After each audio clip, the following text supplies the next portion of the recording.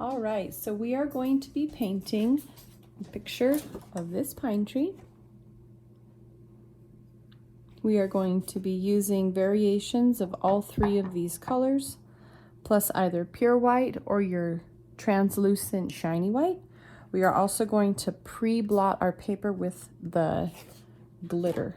So we are going to go straight in with our finger, get a little bit on your finger, and start moving it across the paper. Blot a little bit more.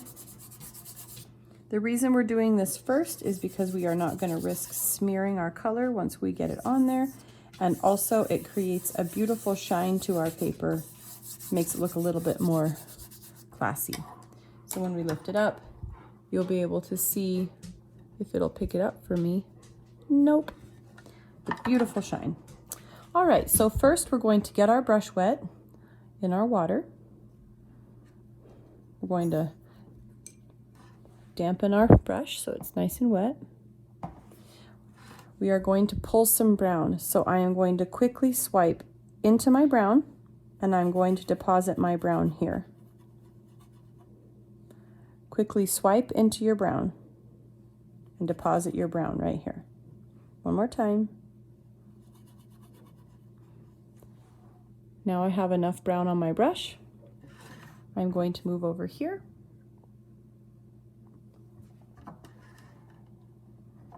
I'm going to draw a thin line going all the way to the top.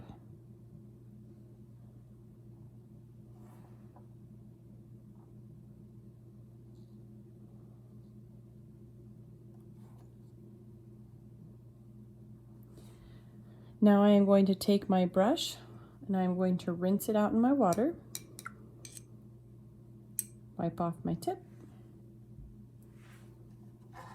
Now I am going to go in with the lighter green, and I'm also going to get a little bit of white.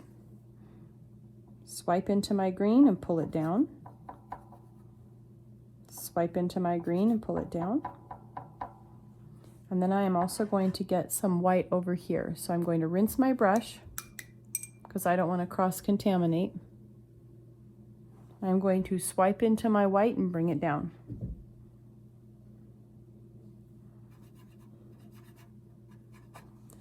All right, I have now created a very delicate light green.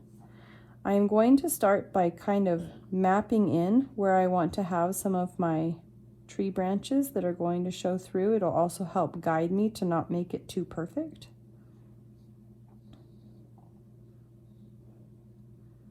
This light green adds as a framework to our tree. Now with our light green on our brush, I am going to darken my green just a little. I swipe into my paint and pull it down. We want to control how much water is in that pile of paint. I have my paint with that color, and I am going to go in very lightly and move some of my light green leaves around.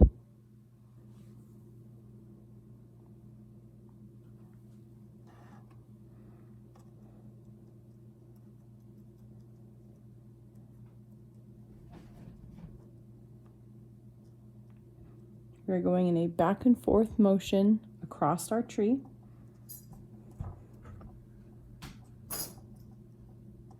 Nothing needs to be completely perfect. I don't need to overhydrate my brush.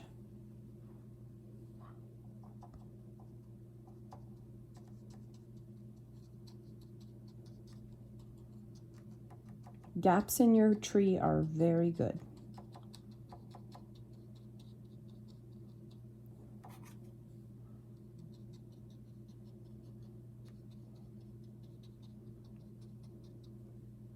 All right, so we are going to go back in and I'm going to rinse my brush.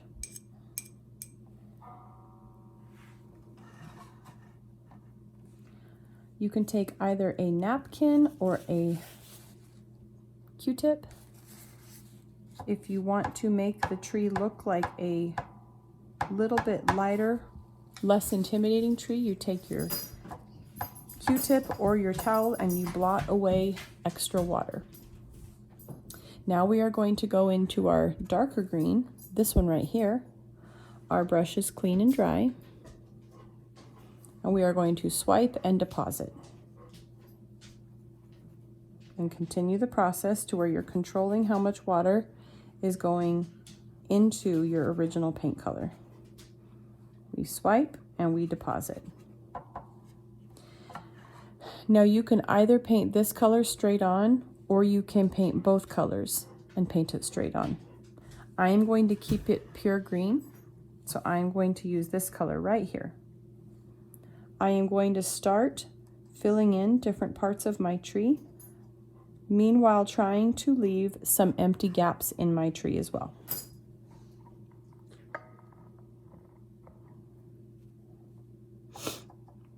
The goal is not to fill all of the spaces of your tree up. There is still light that will be passing through your tree. Just little dots and little drags that come all the way down your tree. Very, very random.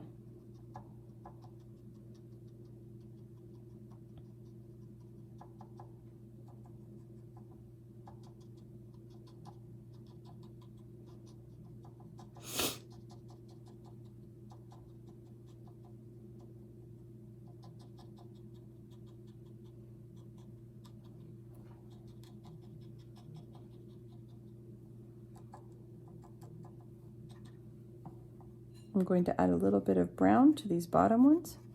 So these two together. As the bottom of a tree reaches closer to the ground, so does the bottom of the branches become darker and full of more shadow.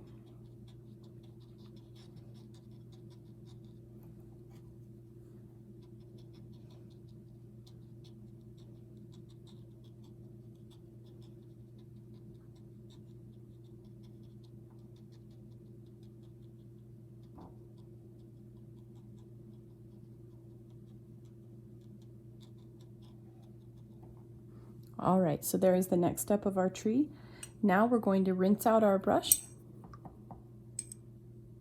to where you have a very clean brush, completely clean. We are going to pull some of our white. We're going to make a pile right here. We pull and deposit. We are going to come back to our tree with our white. And this is only optional if you want it to look like it's been snowed on or if there is highlights on top of your branch. We pull and deposit, and then you dot in little highlights on your tree. Now this might seem not necessary, but it adds a certain delicacy to your tree and puts back those little spaces of light inside of your tree. Now the final touch is that you can have a very clean brush and you can wiggle a little bit of those colors around with nothing on your brush, filling in just a couple of those gaps to where it kind of blends together just a little. Now we don't want to overblend. We want to keep quite a few of the brush strokes very obvious. If we are very careful to not overblend, but smear and smudge just a little bit of the color to where your tree has a certain softness to it, then that is perfect. There's your tree.